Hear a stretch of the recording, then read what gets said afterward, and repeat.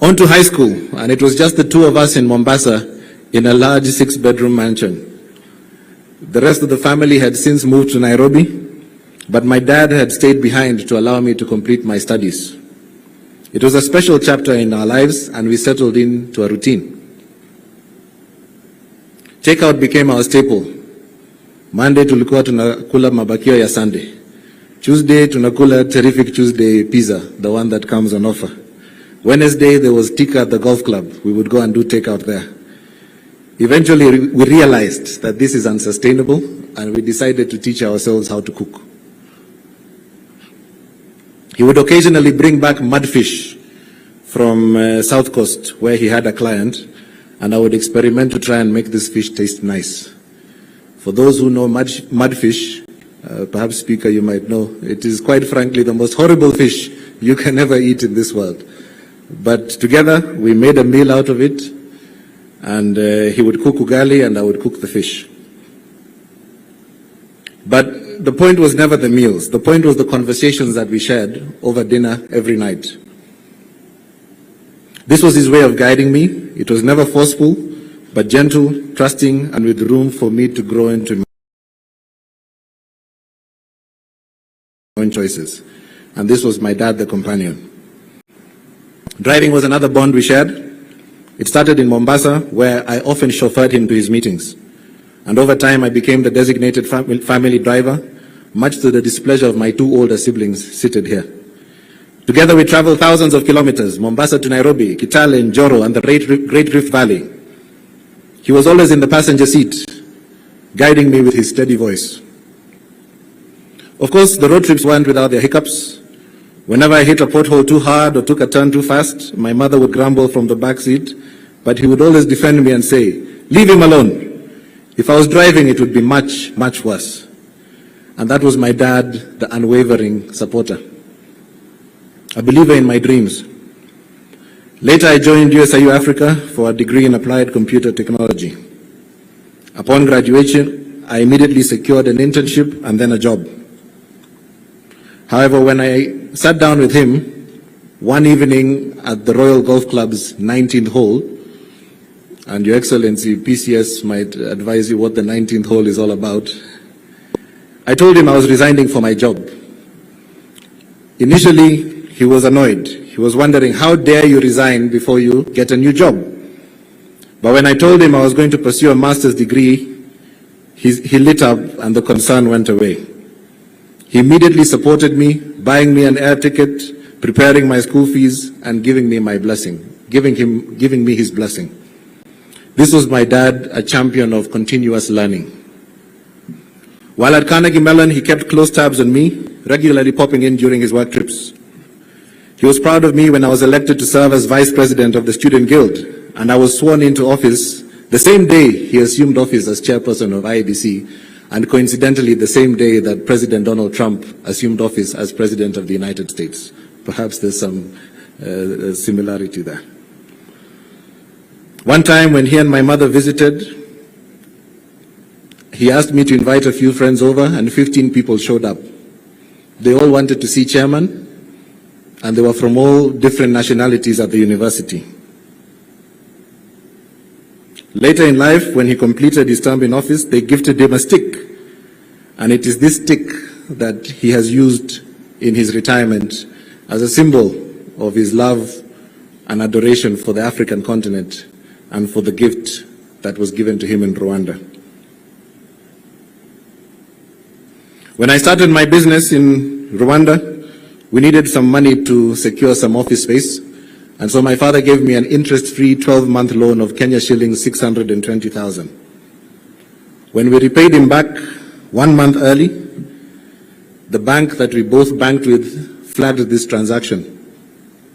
They said that this transaction is suspicious because I am the son of a politician.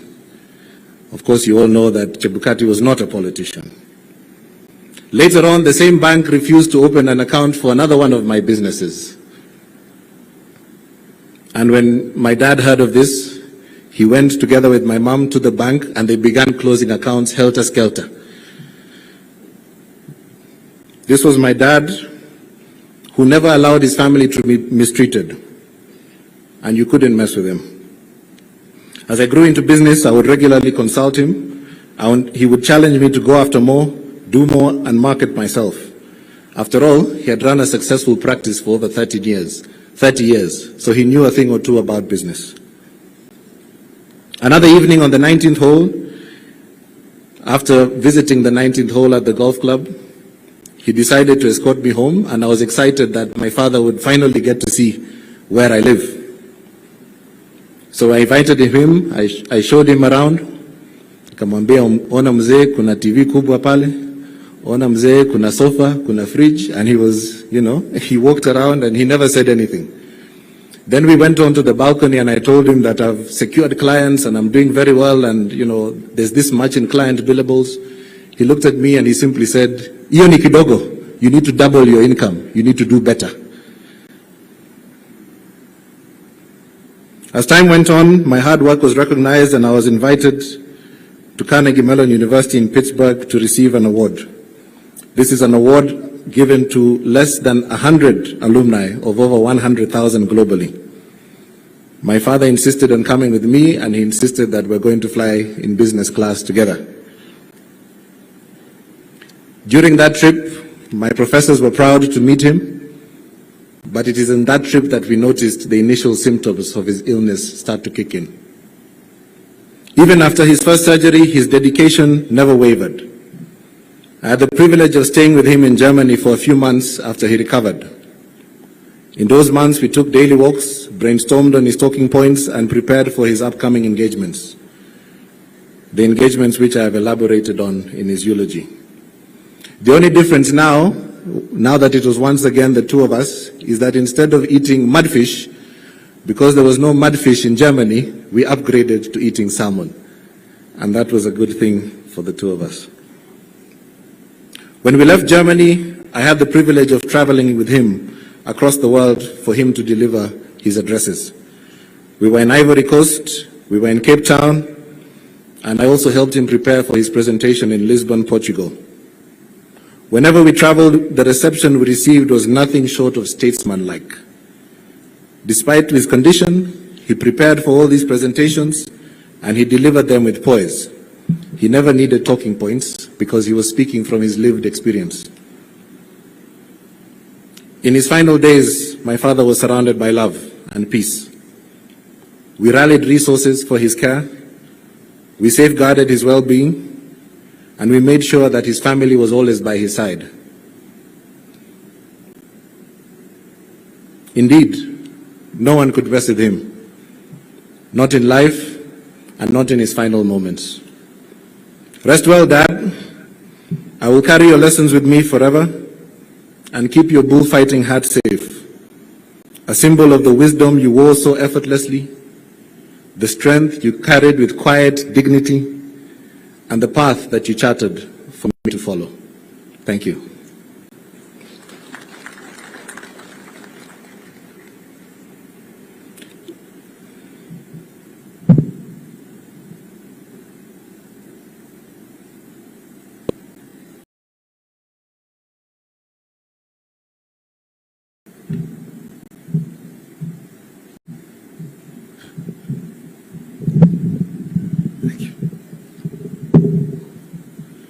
Yes, all protocols tribute.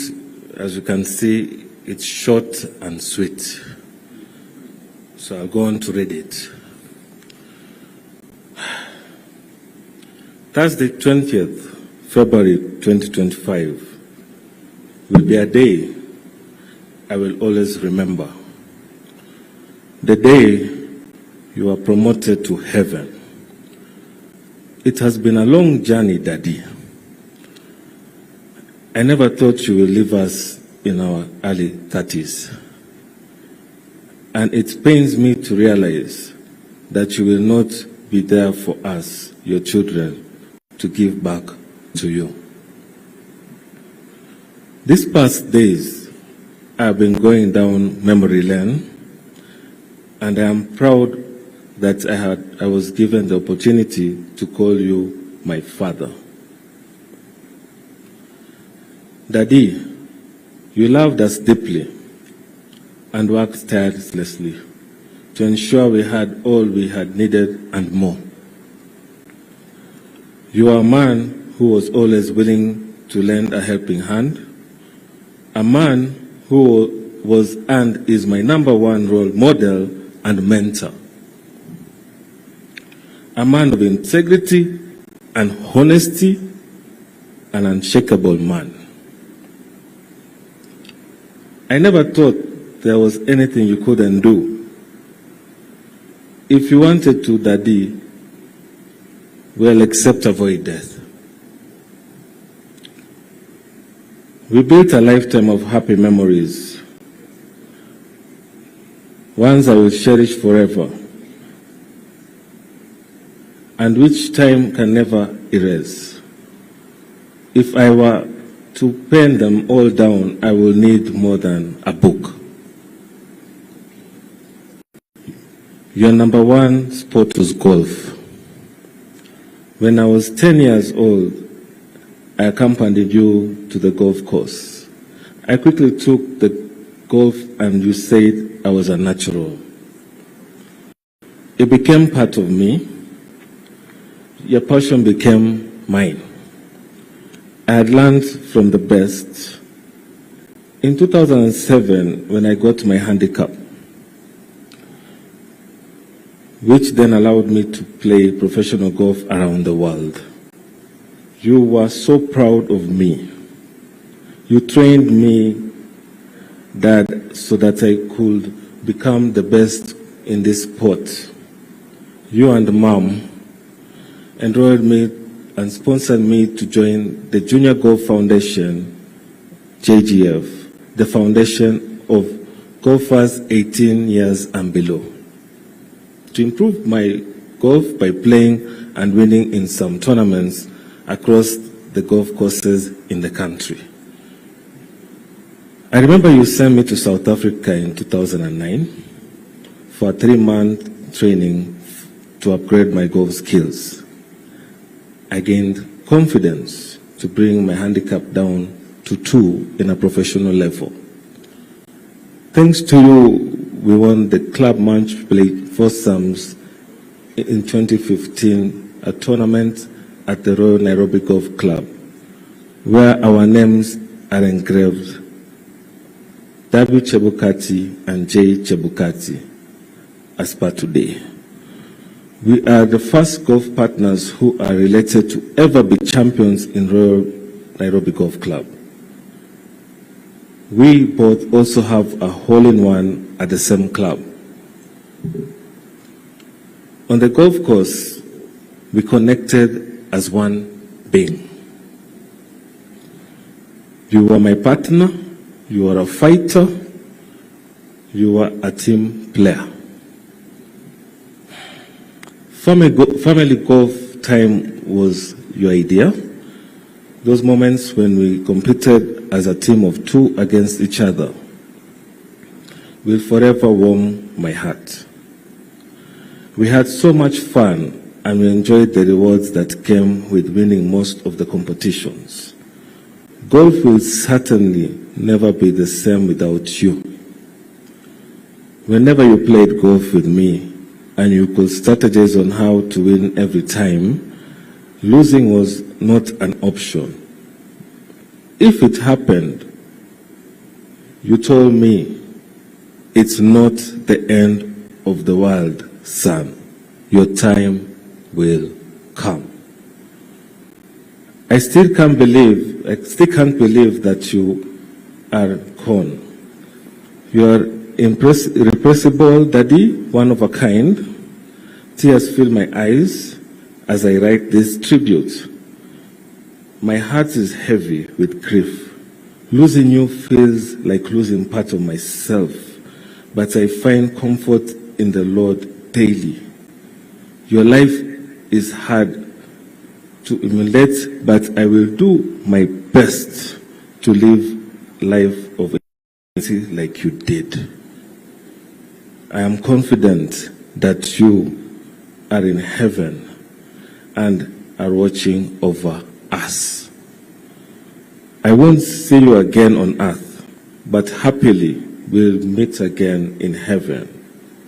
I echo the words of J.M. Richards, which I quote, "No one wants to go through life alone, fighting battles single-handedly their whole life, not even the hardest of the heroes." I love you, Daddy. Rest in peace till we meet again.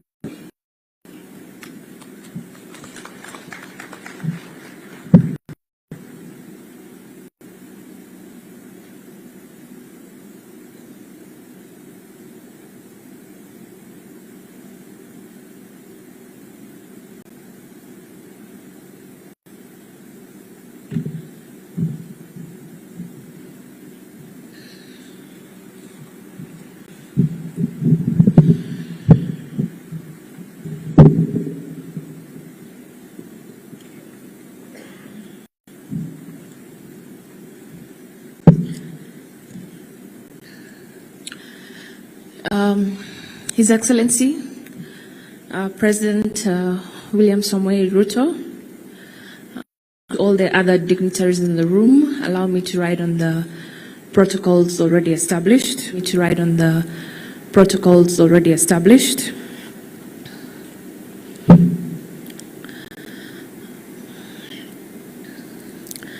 My name is, as you're aware, Rachel Nekesa Chebukati, Nekesa being I was named after my grandma, so oftentimes my dad would also call me his mom. So I'll start my tribute. To summarize how much of an amazing human being and father you are is an impossible task. I tried to sit down and write from beginning to end. It was impossible. So what I did instead was think about some of the things he used to say to me and quotes he used to say to me. So what I've done in my tributes is like a high-level summary or high-level overview of things that he taught me. So I'll read the quotes. One of them is, he'd always say, plan it, and then when you go to bed, dream about doing well. So he would say that to me the night before I had a school exam, I had a presentation to make, I had golf. So we would literally sit down and say, this is what you want to do in hole number 1 all the way to 18. Think about it, dream about it, and go and implement it the next day. Little did I know he was actually teaching me how to visualize and teaching me the power of positive thinking, which has driven me to a lot of successes I would say I've had in my life. He would say, there is nothing you cannot do if you set your mind to it. You encouraged me to aim for the sky and to always believe in myself. You expected excellence, and rightfully so, because you worked hard to ensure you sent us to the best schools and exposed us to as many opportunities and experiences as possible. I have been told sometimes when I walk into a room, when I started working, that for a young girl you have a lot of confidence, Where do you get that from? That confidence came from my father.